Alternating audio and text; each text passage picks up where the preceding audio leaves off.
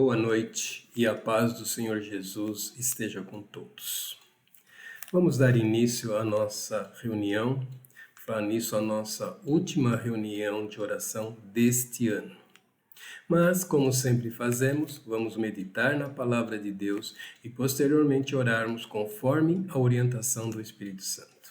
Então convido a todos a abrirem a sua Bíblia e lermos lá no livro de Isaías, capítulo 53, nós vamos ler os versículos 3 ao 5, que diz: Foi desprezado e rejeitado pelos homens, homem de dores e experimentado nos sofrimentos.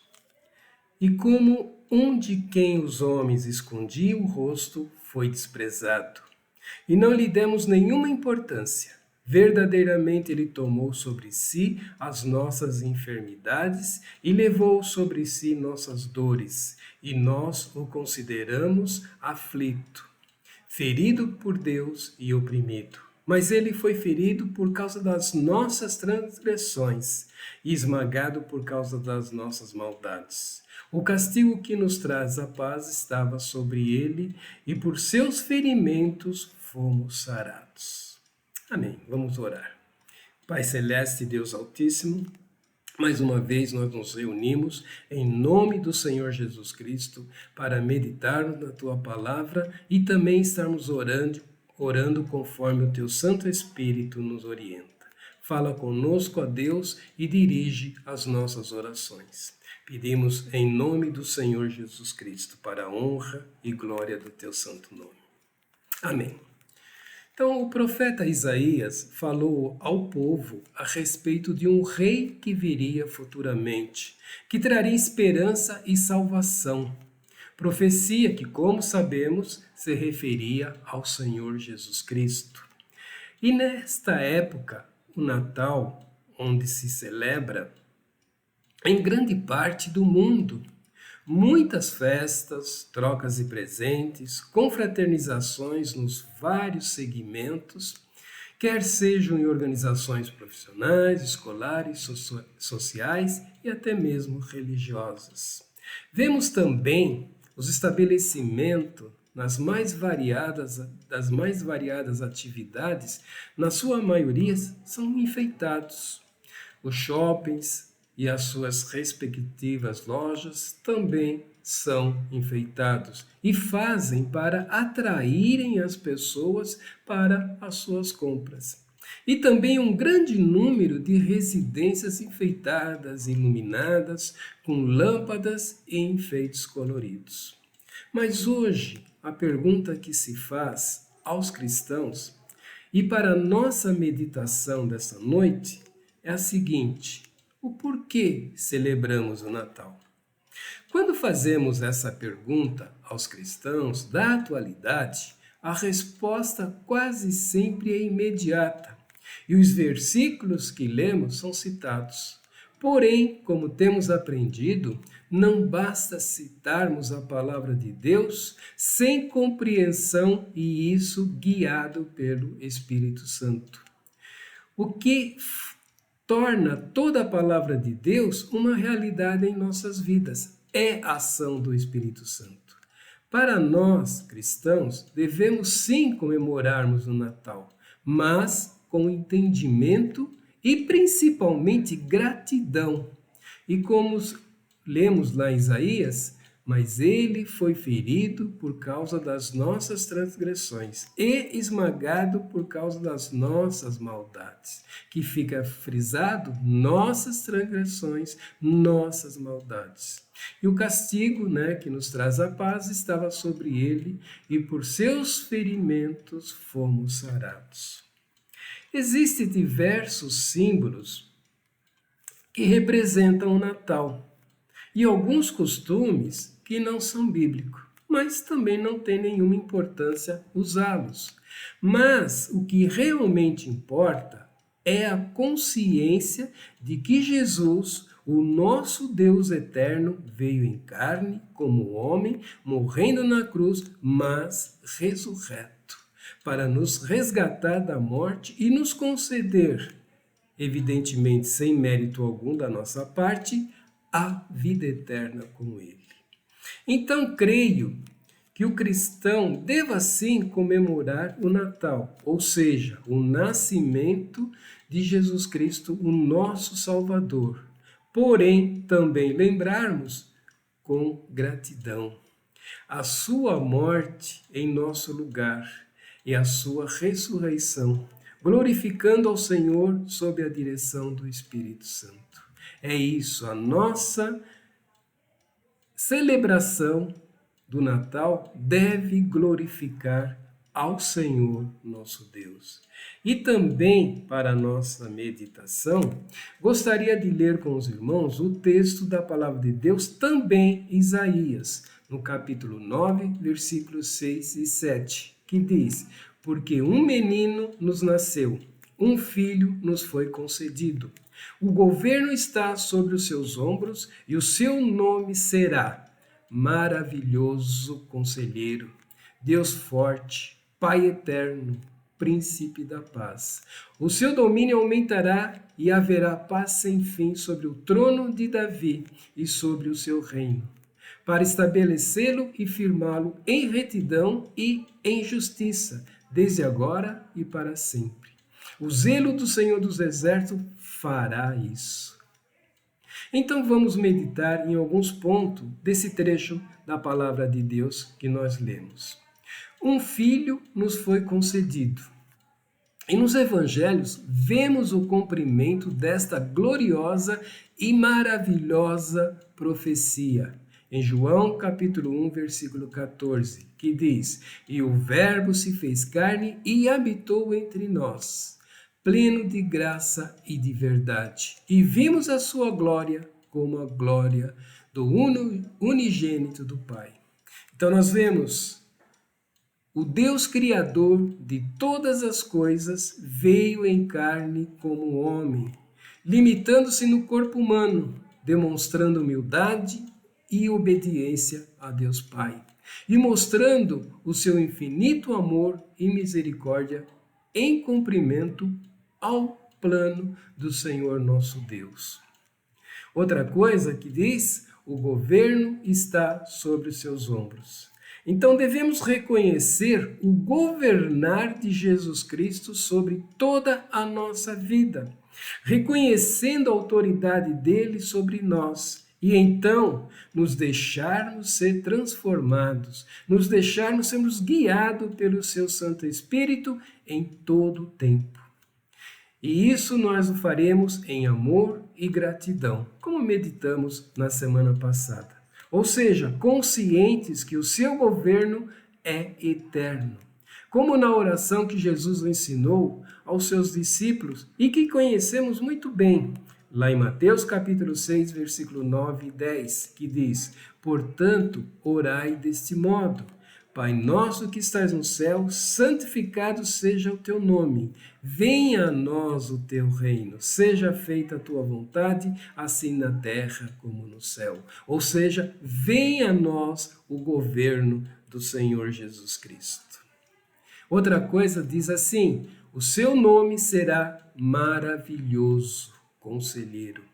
Quando entendemos o amor e a misericórdia do Senhor Jesus, a sua graça derramada sobre nós, podemos ter a certeza que jamais teremos um conselheiro tão capaz, tão poderoso quanto ao nosso Senhor Jesus, pois na sua onisciência e onipresença nos toma em seus braços e guia-nos na sua vontade e propósitos eternos.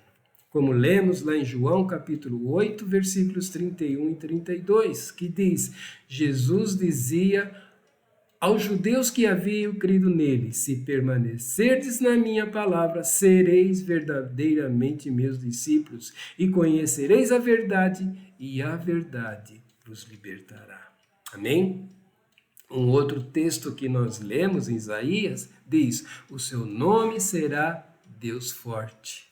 Em Mateus capítulo 28, versículo 18, nós lemos: e aproximando-se, Jesus falou-lhes: toda autoridade me foi concedida no céu e na terra. E também em Hebreus, versículo 12, 1 e 2.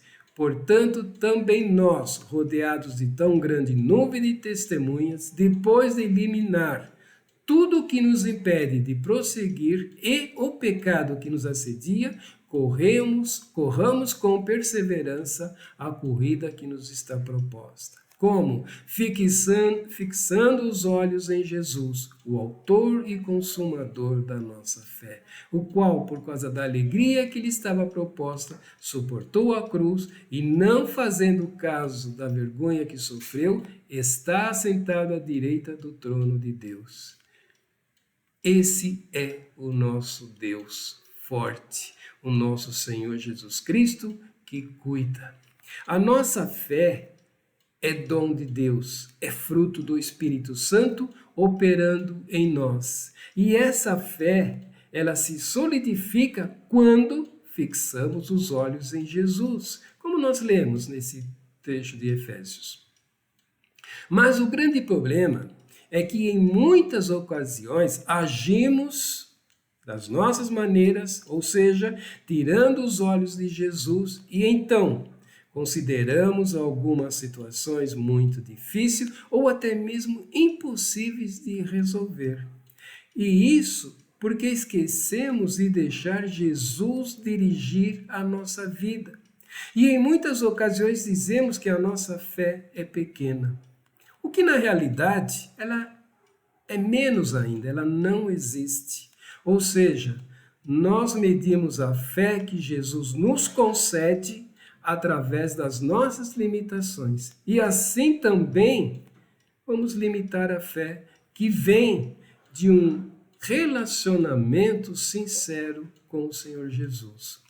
A fé que Jesus nos concede não tem como nós a dimensionarmos.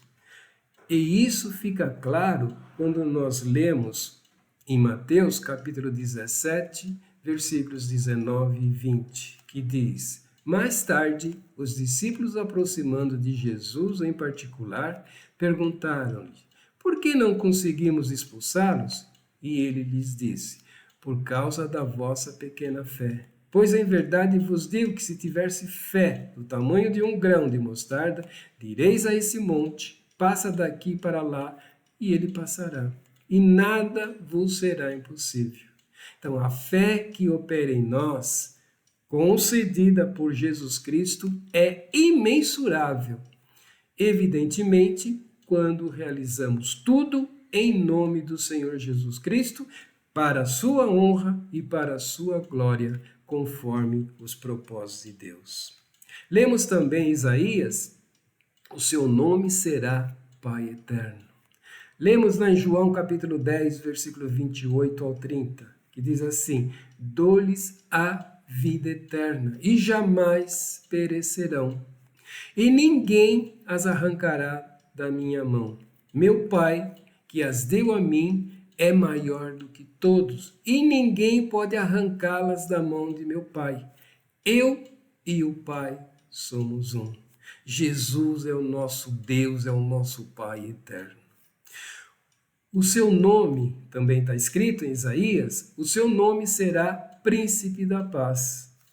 Relendo o que por diversas vezes nós já meditamos em João capítulo 14, 27, quando Jesus diz: deixo-vos a paz, a minha paz vos dou. Eu não a dou como o mundo a dá. Não se turbe o vosso coração, nem tenha medo. Essa é a paz que o Senhor coloca à nossa disposição. Só precisamos tomá-la em nossas vidas. Também lemos, então, em Cristo foi estabelecido e firmado um reino em retidão e em justiça para toda a eternidade, graças ao zelo do Senhor dos Exércitos. O reino em que vivemos é espiritual. Mesmo aqui, nesta terra, nós vivemos nele e por ele, que foi estabelecido e firmado. Ou seja, consolidado e acessível a todos quanto creem realmente em Jesus como Senhor e Salvador, e isso consumado na cruz.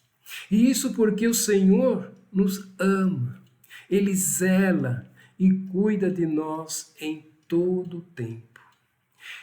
Em resumo, ao meditarmos nesses versículos da Palavra de Deus, vemos que ao celebrarmos o Natal, é muito mais do que uma data no calendário. É um motivo real para celebrarmos o cumprimento da promessa de Deus, a esperança que está ao alcance de todos nós e daqueles que venham a buscar o Senhor Jesus Cristo de coração e sinceridade, reconhecendo como Senhor e Salvador. Esse é o motivo de nós celebrarmos o Natal, Jesus em nossas vidas. Esta é a razão motivada pelo Espírito Santo em todo cristão para declarar a obra de Jesus em sua vida com um coração agradecido, um agradecimento verdadeiro, pois fomos agraciados com o maior presente que poderíamos desejar. Fomos agraciados com o perdão dos nossos pecados, fomos resgatados e justificados em Jesus, tornando-nos filhos amados, ou seja, lavados no sangue de Jesus derramado na cruz, e unicamente pela graça e misericórdia de Deus, pois nada fizemos para merecer tão maravilhoso e impossível de ser alcançado pelo homem. O presente que o Senhor deu a toda a humanidade, o seu Filho unigênito que morreu por nós na cruz. Sim, nos tornamos filhos de Deus pela fé. Um coração grato pelo derramar do seu Espírito Santo, que nos dirige em todo o tempo, pois fomos transformados e recebemos o poder para vivermos essa nova vida, como lemos lá em Romanos capítulo 8, versículos 14 ao 16, que diz: pois todos que são guiados pelo Espírito de Deus são filhos de Deus, porque não recebeste um espírito de escravidão para vos reconduzir ao temor, mas o espírito de adoção, pelo qual clamamos, Abba, Pai. O próprio Espírito dá testemunho ao nosso espírito de que somos filhos de Deus. Então, como filhos amados por meio de Jesus Cristo, nossa obrigação primordial é vivermos em obediência ao Senhor, refletindo o caráter de Jesus, amar uns aos outros, demonstrando um amor incomparável que é o amor de Jesus, testemunhando o Evangelho, sendo guiado pelo Espírito Santo e caminhando em santidade, e assim servindo ao Senhor de acordo com os seus propósitos. Lá na primeira carta de João, capítulo 2, versículo ao 6, nós lemos: e sabemos que o conhecemos, se guardarmos os seus mandamentos. Aquele que diz, eu o conheço, e não guarda os seus mandamentos, é mentiroso, e a verdade não está nele. Mas todo o que guarda a sua palavra, neste o amor de Deus tem de fato se aperfeiçoado, e assim sabemos que estamos nele. Quem afirma estar nele também deve andar como ele andou. Nós devemos andar como Jesus andou. E o Espírito Santo nos capacita a fazer isso. Por isso, depende de nós. Amém? Então, sermos filhos de Deus não é um direito adquirido pelos nossos méritos ou porque fizemos alguma coisa boa. Somos filhos de Deus porque o Senhor nos amou desde a eternidade. Amém? Então, sendo assim, eu convido a todos quantos estão meditando conosco a orar por nós mesmos e por uma igreja que compreenda, e isso em gratidão. Ou seja, comemore em todo o tempo o que significa o Natal. Não é só no final do ano que nós comemoramos o Natal, É em todo o tempo, é todos os dias, em todo momento. Temos que ter um coração grato, porque Jesus nasceu e ele nasceu em nosso coração. E isso é importante para toda a nossa vida. Amém? Eu espero que Deus tenha falado ao teu coração e que possamos orar nesse sentido. Um coração grato, porque o Natal veio por nossa causa. Amém? Vamos orar em nome de Jesus.